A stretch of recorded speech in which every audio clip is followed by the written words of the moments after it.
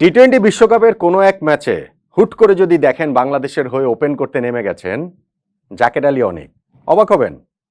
বাংলাদেশের ক্যাপ্টেন নাজমুল হোসেন শান্ত ৩ নাম্বার পজিশনটা ছেড়ে টপ অর্ডার ছেড়ে যদি তিনি মিডল অর্ডারে ব্যাট করতে নামেন, মিডল অর্ডার থেকে পরের ম্যাচে যদি আবার একদম ওপেনার হয়ে যান, অবাক হবেন। কিংবা ধরেন তাওহিদ হৃদয় 4 নম্বরে এত ভালো করছেন, আমরা একটু দেখি 7 নম্বরে তিনি কেমন খেলেন, সেই হিসাবে তাকে ওই পজিশনে পাঠিয়ে দিল, কি আশ্চর্য হবেন? হবেন না। এটার জন্য আপনি প্রস্তুত হয়ে যান, এখন থেকেই প্রস্তুত থাকেন। কেননা বাংলাদেশের ব্যাটিং অর্ডারে বিশ্বকাপে অদল বদল, পরীক্ষা নিরীক্ষা, ওলট পালট হবেই। কারণ কোচ চন্ডিকা হাথুরুসিংহে সিংহে বদলাননি, তিনি বদলাননি বলেই ব্যাটিং অর্ডার বদলাবে। দল দেশ ছাড়ার আগে অফিসিয়াল প্রেস কনফারেন্সে আমাদের কোচ অফিসিয়ালি বলে গেছেন এটা হবেই এবং এটা হওয়াটা খুবই স্বাভাবিক। মানে আমি যেটা বললাম এক্স্যাক্টলি সেটা হবে না, কিন্তু ব্যাটিং অর্ডারে মানে পরিবর্তনগুলো আসলে হবে। প্রশ্নের যে জায়গা সেটা হচ্ছে এটা কি বাংলাদেশ দলের জন্য ভালো? এই মাত্র কয়েক মাস আগে ওয়ানডে ওয়ার্ল্ড কাপে এইরকম ব্যাটিং অর্ডারের পরীক্ষা নিরীক্ষার তুমুল খেসারত কি বাংলাদেশ দল দেয়নি?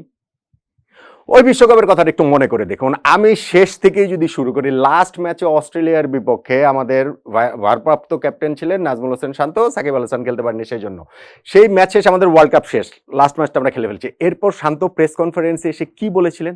শান্ত বলেছিলেন এই ব্যাটিং অর্ডার নিয়ে এত যে পরীক্ষা নিরীক্ষা, এত যে ওলট পালট, সেটা না করলেই ভালো হতো। হ্যাঁ, দলের ভালোর কথা চিন্তা করে, প্রতিপক্ষের কথা বিবেচনা করে অনেক ক্ষেত্রে এটা করা হয়েছে, কিন্তু এইটা ওয়ার্ল্ড কাপে অনেক বেশি হয়ে গেছে, এতটা না করলেই হতো।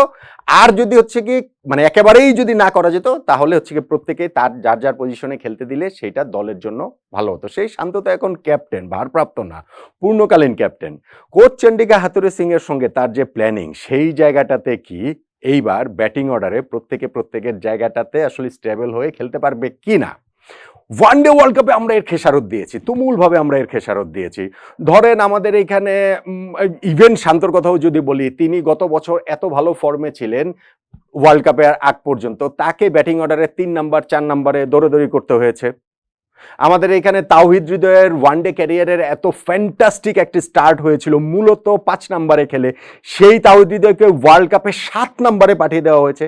তিনি 4টা ম্যাচে 7 নম্বরে ব্যাটিং করেছেন, লাস্ট ম্যাচটাতে গিয়ে তাকে ওই মোটামুটি নিজের পজিশনে 4 নম্বরে ব্যাটিং করেছেন এবং অস্ট্রেলিয়ার পক্ষে সেই ম্যাচটাতে তিনি দুর্দান্ত ব্যাটিং করেছিলেন। আমাদের এইখানটাতে হচ্ছে গিয়ে মেহেদী হাসান মিরাজকেই মূলত টপ অর্ডারে জায়গা দেওয়ার জন্য অন্যদের স্থানগুলো ওলটপালট হয়ে গেছে, মিরাজকে ওই যে 3 নাম্বার 4 নাম্বার ওইসব জায়গাতে খেলাতে হয়েছে। আমাদের মুশফিকুর রহিম, যাকে গত বছরের শুরু থেকে একটা নতুন রোল দেওয়া হয়েছে নাম্বার 6, সেইটা ওয়ার্ল্ড কাপে গিয়ে চেঞ্জ হয়ে গেছে। 5 নম্বরে তিনি ব্যাটিং করেছেন, 4 নম্বরে তিনি ব্যাটিং করেছেন। ইনফ্যাক্ট ক্যাপ্টেন যে ছিলেন সাকিব আল হাসান, তিনিও একটা ম্যাচে 6 নম্বরে গিয়ে ব্যাটিং করেছেন। ফলে এইটার একটা প্রভাব দলের উপরে ছিল, অবধারিতভাবে ছিল। গত ওয়ার্ল্ড কাপে আমরা যে হচ্ছে গিয়ে মাত্র 2টো ম্যাচ জিতেছি 9টা ম্যাচের মধ্যে, এবং সেইখানটাতে বাংলাদেশের এই ব্যর্থতাতে ব্যাটিং অর্ডারের এরকম ওলট পালট হওয়াটার একটা সিগনিফিকেন্ট রোল ছিল। টুর্নামেন্ট চলাকালীন সময়ে সেইটা নিয়ে আসলে কেউ সেরকম ভাবে বলেননি, apart from media, social media, আপনারা আমরা ছাড়া। কিন্তু ওই টুর্নামেন্ট শেষ হওয়ার পরে শান্ত কিন্তু হচ্ছে প্রেস কনফারেন্সে অফিসিয়ালি সেই জিনিসটা বলেছিলেন। এখন টি-20 ওয়ার্ল্ড কাপে গিয়ে আবারও কি আমরা একই চক্করে পড়ে যাচ্ছি কিনা? কোচ চন্ডিকা হাথুরুসিংহে সিংহে কিন্তু প্রেস কনফারেন্সে এই প্রশ্নের উত্তরে বলেছেন যে ব্যাটিং অর্ডার নিয়ে মানে চেঞ্জ হবে কিনা, সেই জায়গাটা তিনি বলছেন হ্যাঁ এটা হবে, টি-20 ক্রিকেটে এটা হয়, আমরা টি-20 ওয়ার্ল্ড কাপেও সেটা দেখবো। প্রথমত টি-20 ক্রিকেটে এটা হয়, আমরা তো ওয়ানডে ওয়ার্ল্ড কাপের কথা দেখছি, ওয়ানডেতেই যদি আমরা সেটা করতে পারি তাহলে আর টি-20তে করা মানে আমরা তো করতেই পারবো। ওই জন্য আমি বলছিলাম যে ব্যাটিং অর্ডারের পজিশনগুলো এরকম ওলট পালট হয়ে যাবে কিনা। সো এইখানটাতে আমার মনে হয় না যে আলটিমেটলি যে বাংলাদেশ টিমকে এইটা খুব হেল্প করবে। আমরা যদি দেখি যে আমরা এই জিম্বাবুয়ের বিপক্ষে যে সিরিজটা থেকে যদি আমরা ওয়ার্ল্ড কাপের প্রিপারেটরি সিরিজটা ধরি, সেখানে মোরললেস কিন্তু আমাদের ব্যাটিং অর্ডারটা একটু স্টেবলই ছিল। আপনার এখানে ওপেনার রয়েছে নাম্বার 3-তে মনে করেন শান্ত, নাম্বার 4-এ তাওহিদ হৃদয়, নাম্বার 5 সাকিব, এরপরে মাহমুদুল্লাহ রিয়াদ, জাকের আলী অনেক। মোরললেস আমাদের ব্যাটিং অর্ডারটা কিন্তু এইরকমই। এখন এই জায়গাটাতে গিয়ে প্রত্যেকে সফল হননি। স্পেশালি হচ্ছে কি আমাদের ওপেনিং পার্টনারশিপটা হচ্ছে কি ওই একটা ম্যাচ বাদ দিলে, যেইখানে হচ্ছে কি 101 রানের জুটি হয়েছে সৌম্য সরকার, তানজিদ তামিম, ওইটা বাদ দিলে হচ্ছে কি আমাদের ওপেনিং পার্টনারশিপটা নিয়ে এখনো বড় দুশ্চিন্তার জায়গা রয়েছে। নাম্বার 3-তে শান্তর ব্যাটিং ফর্ম নিয়ে বড় দুশ্চিন্তার জায়গা রয়েছে, ওপেনিং এ লিটনের ফর্ম নিয়েও। সো এইখানটাতে এই ঘাটতিগুলো মেটানোর জন্য যদি বাংলাদেশ ওইখানটাতে আরেকটু মানে ওলট পালট কিছু করে ফেলে ব্যাটিং অর্ডারে, তখন দেখা যাবে যে সবার ব্যাটিং অর্ডারে কিন্তু প্রত্যেকেই আনস্টেবল হয়ে যাওয়ার একটা চান্স রয়েছে।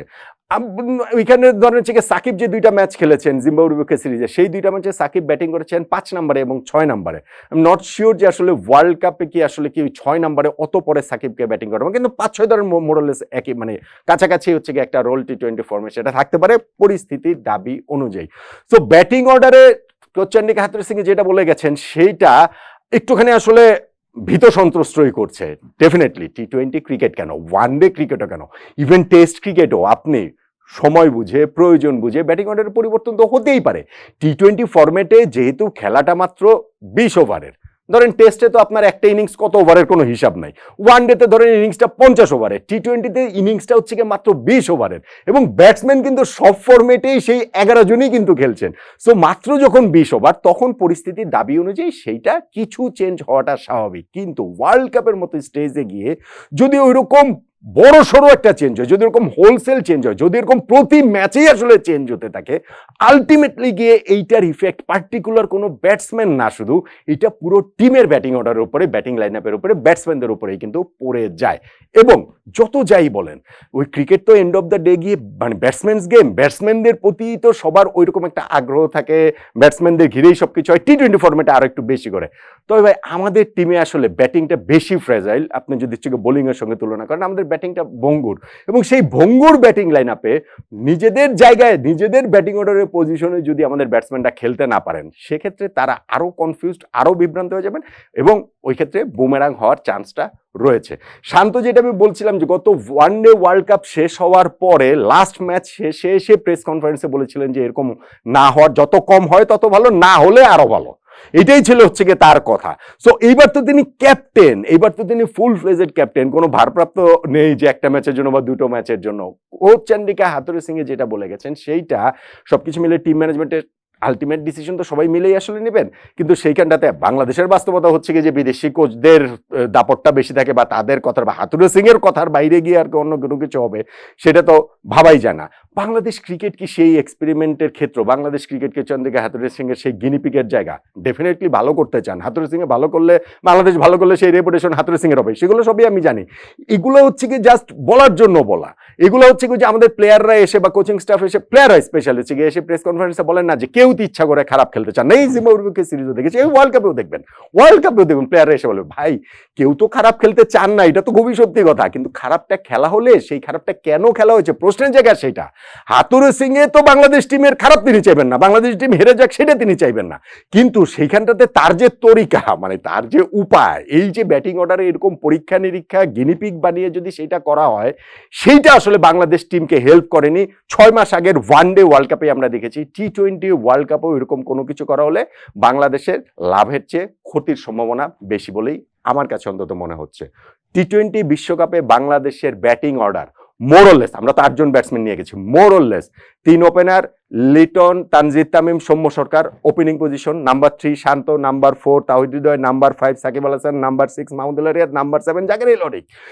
মোটামুটি এই দাগেই যদি বাংলাদেশ ম্যাচগুলো খেলে, বাংলাদেশের ব্যাটিং এ সফল হওয়ার চান্সটা বেশি বলে আমার কাছে মনে হয়। সেইটা চন্ডিকা হাথুরুসিংহে T20 ক্রিকেটের দোহাই দিয়ে ব্যাটিং অর্ডার ওলট পালট করার অনুমোদন যতই আগে থেকে নিয়ে রাখুন না কেন। একমত হবেন না আমার সঙ্গে?